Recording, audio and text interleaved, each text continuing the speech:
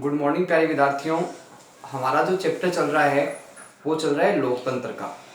Previous chapter तो था अपना, वो था परिवहन एवं संचार का। प्रीवियस वीडियो तक अपना वो चैप्टर है वो कंप्लीट हो चुका है, तो आप प्रॉपर है वो नोट्स तैयार करते रहें। और जो प्रीवियस चैप्टर है अपना जो ख़त्म हो गया है, फिनिश हो गया है संचार एवं परिवहन का, वो प्रमुख रूप से क्या है, जितने भी उसके वीडियो हैं उनको एक बार वापस है आप उन वीडियो को देखें, समझें, ताकि आपकी जो प्रिपरेशन है वो और भी अच्छे तरीके से आपकी तैयारी है वो हो सके। और आज हमें अपना जो नया चैप्टर है वो स्टार्ट करेंगे। चैप्टर है अपना लोकतंत्र का। अब लोकतंत्र क्या है, लोकतंत्र का अर्थ क्या है, लोकतंत्र की जो व्यवस्थाएं हैं विभिन्न देशों में किस प्रकार की पाई जाती है, और लोकतंत्र है उसके रूप कौन कौन से हैं, उसके प्रकार कौन कौन से हैं, इसके बारे में हम विस्तार से चर्चा करेंगे, विस्तार से अध्ययन करेंगे। तो सबसे पहले बात आती है कि लोकतंत्र का जो सामान्य अर्थ है, सामान्य जो उसकी परिभाषा है वो क्या है, तो उसको समझने हम प्रयास करेंगे। सबसे पहले बात आती है लोकतंत्र का अर्थ। शासन का वह रूप है जिसमें राज्य की शासन शक्ति कानूनी तौर पर समाज के सदस्यों में निहित होती है। यानी शासन की वह व्यवस्था जिसमें शासन की जो शक्ति है वो कानूनी तौर पे किसके पास रहती है, समाज के सदस्यों के पास रहती है, उसे प्रमुखतः क्या कहा गया है, लोकतंत्र कहा गया है। अब इसको समझने का प्रयास करते हैं। इसमें बात आई शासन का वह रूप है जिसमें राज्य की शासन की समस्त शक्ति कानूनी तौर पे, यानी राज्य की वह व्यवस्था जिसमें कानून व्यवस्था के आधार पर जो समस्त शक्ति है वो कानूनी तौर पे किसके पास रहती है, जनता के हाथ में रहती है, और संपूर्ण सदस्य है उस शक्ति का है वो प्रयोग करते हैं, इस्तेमाल करते हैं। तो यहाँ बात आई कि समस्त जनता है वो समस्त कानूनी शक्ति का उपयोग करती है। तो यहाँ समस्त जनता का अर्थ ये नहीं है कि देश की संपूर्ण जनसंख्या है वो लोग इसमें शासन व्यवस्था में सम्मिलित होती है, वो प्रमुखतः क्या है कि शक्ति पर नियंत्रण रखती है। तो बात आती है कि कानूनी तौर पे फिर नियंत्रण शक्तियों पर किसका होता है। तो ध्यान रखना कि 18 वर्ष से प्राप्त कर चुके व्यक्ति जिनका नाम है वो निर्वाचन पत्रावली में है, वो क्या है कि समस्त शक्तियां उनके हाथ में होती है। तो बात अब आती है उनके हाथ में ये समस्त शक्तियां कैसे है, वो अपनी मतदान की शक्ति के माध्यम से, अपने वोट की शक्ति के माध्यम से क्या है कि अपने प्रतिनिधियों का चुनाव करते हैं। और प्रतिनिधियों का चुनाव करने का कारण क्या है कि संपूर्ण शक्ति है वो उनके पास में कानूनी तौर पे रहती है। तो यहाँ संपूर्ण जनता है, संपूर्ण जनता के पास शक्ति नहीं है, क्योंकि जो 18 वर्ष से कम आयु के, चाहे वो भैया हो, चाहे बहन हो, चाहे लड़का हो, चाहे लड़की हो, चाहे कोई भी स्त्री हो, चाहे पुरुष हो, वो इसमें प्रमुख रूप से सम्मिलित नहीं होते।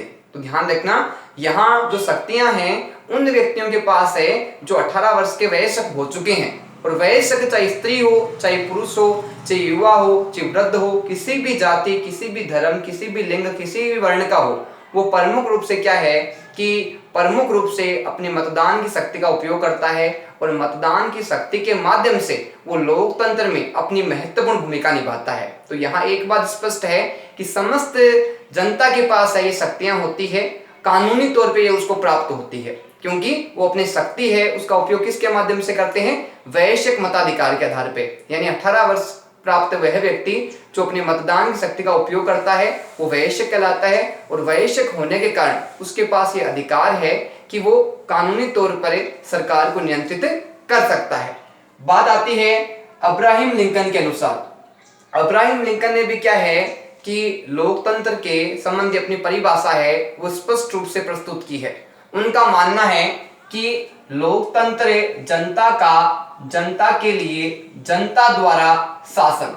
उन्हें स्पष्ट कहा गया है कि लोकतंत्र में जनता है वो सब कुछ है, जनता के द्वारा ही, जनता के लिए ही प्रमुख रूप से क्या है कि समस्त कार्य किया जाता है। यानी कानून निर्माण की शक्ति है वो जनता के पास में है, सरकार को बनाने की शक्ति है वो जनता के पास में है, सरकार को परिवर्तन करने की शक्ति है वो जनता के पास में है। तो एक प्रकार से कहा जाए तो जो शासन व्यवस्था है लोकतंत्र के अंतर्गत है, उसमें क्या है, लोकतंत्र जनता का, जनता के लिए और जनता के द्वारा शासन है वो प्रमुख रूप से लोकतंत्र के अंतर्गत आता है।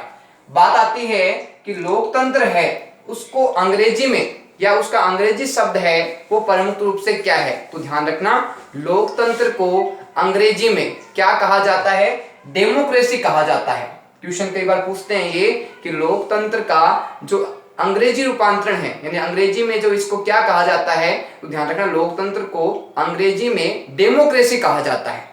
अब बात आती है कि लोकतंत्र को कुछ अन्य नामों से भी, कुछ लोकतंत्र के कुछ प्रसिद्ध नाम हैं जिन नामों से भी क्या है प्रमुखतः लोकतंत्र को जाना जाता है, पहचाना जाता है। तो बात आती है कि लोकतंत्र के अन्य नाम हैं वो कौन कौन से प्रमुख। तो ध्यान रखना लोकतंत्र को जनतंत्र और प्रजातंत्र भी कहा जाता है। जनतंत्र यानी जनता, तंत्र यानी शासन, प्रजा यानी जनता और तंत्र यानी एक प्रकार से व्यवस्था, यानी जनता की शक्ति का या जनता की शासन है उसको प्रमुख रूप से क्या है लोकतंत्र कहा गया है। तो लोकतंत्र को अंग्रेजी में क्या कहा गया है, डेमोक्रेसी कहा गया है। और लोकतंत्र के जो अन्य प्रमुख नाम प्रसिद्ध है वो कौन कौन से हैं, जनतंत्र और प्रजातंत्र। इन दोनों ही प्रमुख रूप से क्या है, जनता से संबंधित व्यवस्था से शासन होता है उसको प्रमुख रूप से ये कहा जाता है।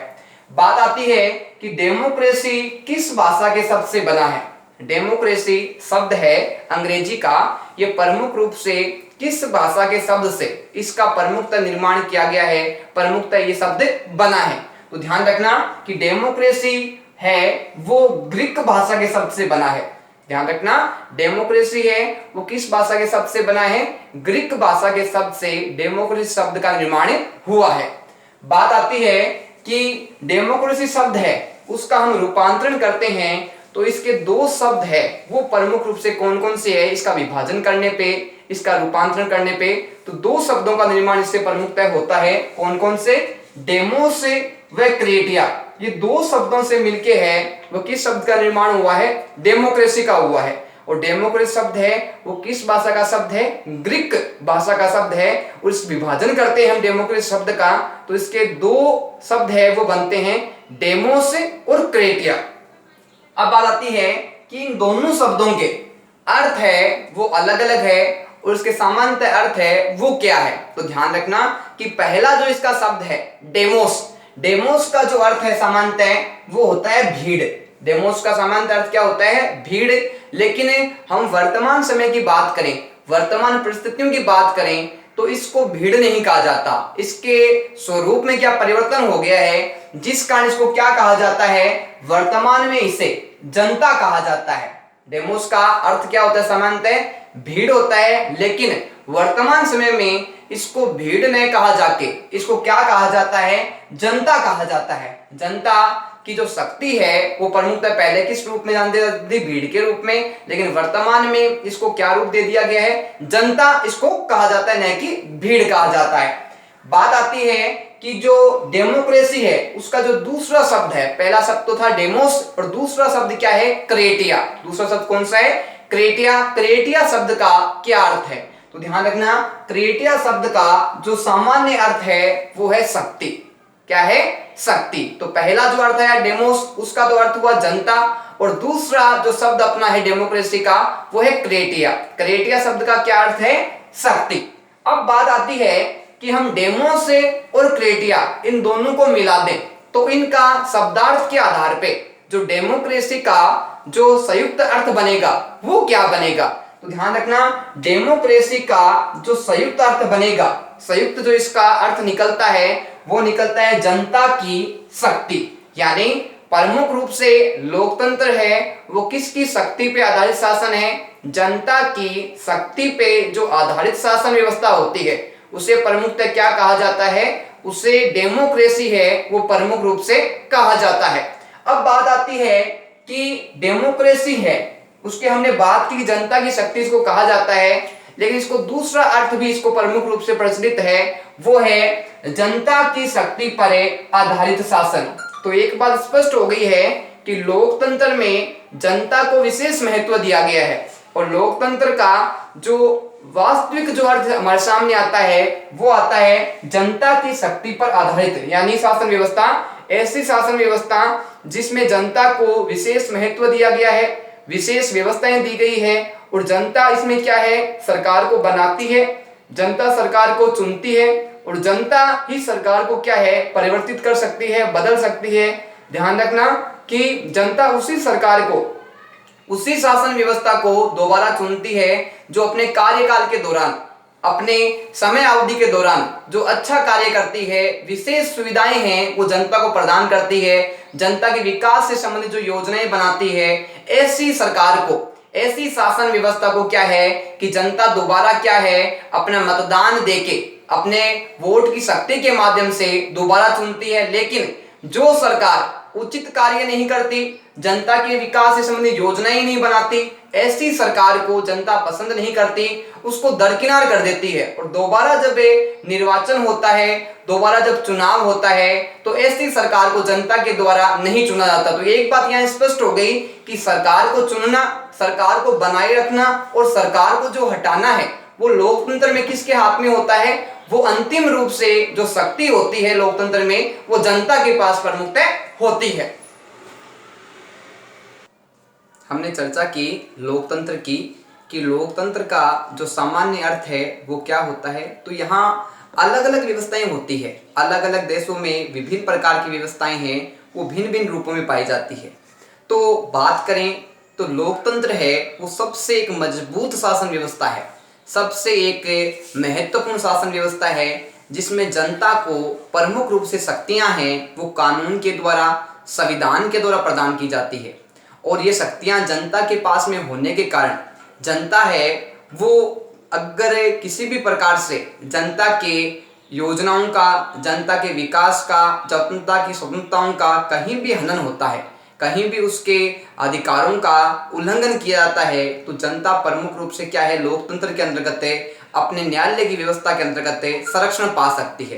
तो एक प्रकार से कहा जाए तो वर्तमान समय में जो सबसे सर्वोच्च जो शासन व्यवस्था है वो प्रमुख रूप से लोकतंत्र की शासन व्यवस्था को कहा गया है, जिसमें देश के समस्त नागरिकों की बात को सुना जाता है, समझा जाता है और देश की समस्त जनता को समान समझते हुए किसी के भी साथ में किसी भी प्रकार का भेदभाव है वो संगठन के द्वारा, सरकार के द्वारा नहीं किया था। और कहीं भी अगर व्यक्ति के अधिकारों का या उसके दायित्वों का या किसी प्रकार की उसकी समस्याएं आती है तो उसको जो नुकसान होता है उसकी समस्या का समाधान है प्रमुख रूप से क्या है, सरकार के द्वारा या न्यायालय के द्वारा किया जाता है। तो सर्वोच्च अगर सरकार पूछी जाए तो लोकतंत्र सर्वोच्च शासन व्यवस्था में से एक माना जाता है, जिसको जनतंत्र और प्रजातंत्र भी कहा गया है।